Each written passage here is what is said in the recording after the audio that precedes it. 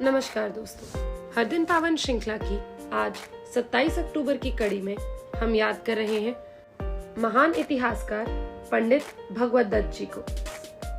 पंडित भगवत जी का जन्म 27 अक्टूबर 1893 को अमृतसर पंजाब में श्री कुंदन लाल तथा श्रीमती हरदेवी जी के घर में हुआ था। आर्य समाजी परिवार होने के कारण भगवत दत्त जी का संस्कृत से बहुत प्रेम था।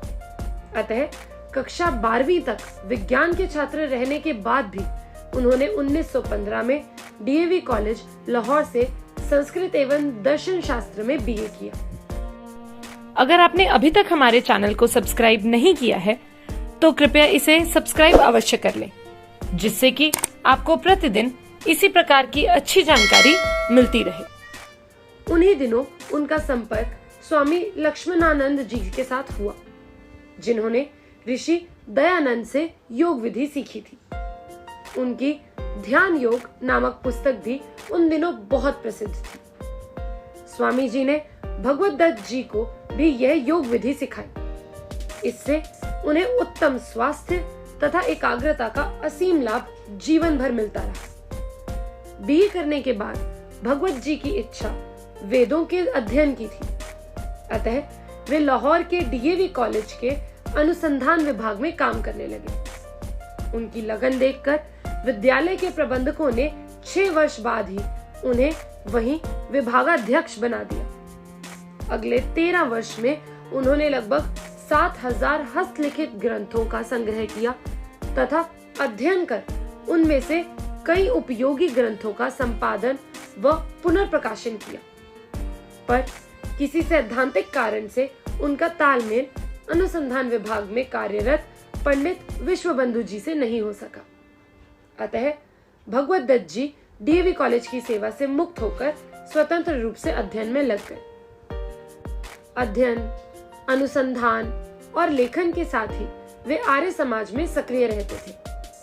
आर्य समाज की उच्च संस्था परोपकारिणी सभा में वे निर्वाचित सदस्य थे।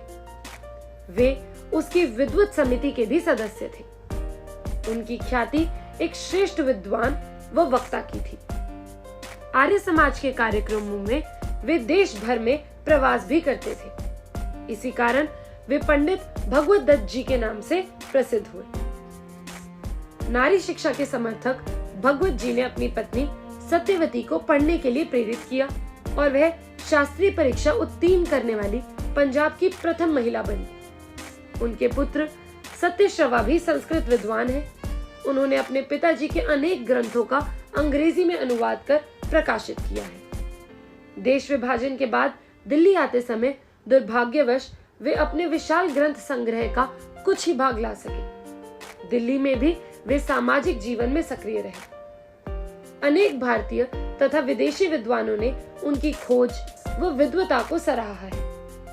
उनका परस्पर पत्र व्यवहार भी चलता था, पर उन्हें इस बात का दुख था कि कई विद्वानों ने अपनी पुस्तकों में बिना नामोल्लेख उन निष्कर्षों को लिखा है जिनकी खोज भगवत दत्त जी ने की थी।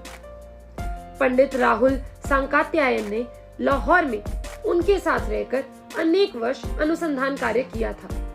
उन्होंने स्वीकार किया है कि ऐतिहासिक अनुसंधान की प्रेरणा उन्हें भगवत जी से ही मिली। भगवत दत्त जी एक पंजाबी व्यापारी की तरह ढीला पजामा, कमीज, सफेद पगड़ी, कानों में स्वर्ण कुंडल आदि पहनते थे। पर जब वे संस्कृत में तर्कपूर्ण ढंग से धारा प्रवाह बोलना आरंभ करते थे तो सब उनकी विद्वता का लोहा मान जाते थे। 22 नवंबर 1968 को दिल्ली में ही उनका देहांत हुआ। इस समय उपलब्ध उनकी प्रमुख पुस्तकें इस प्रकार है।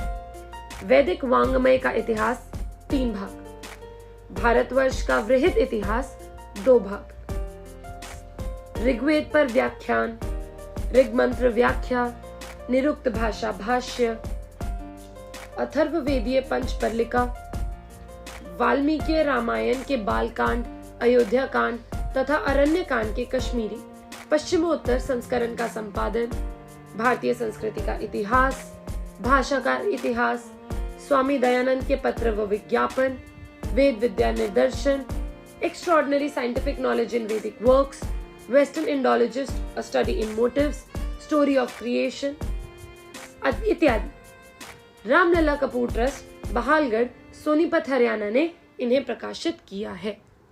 भारत माता की जय।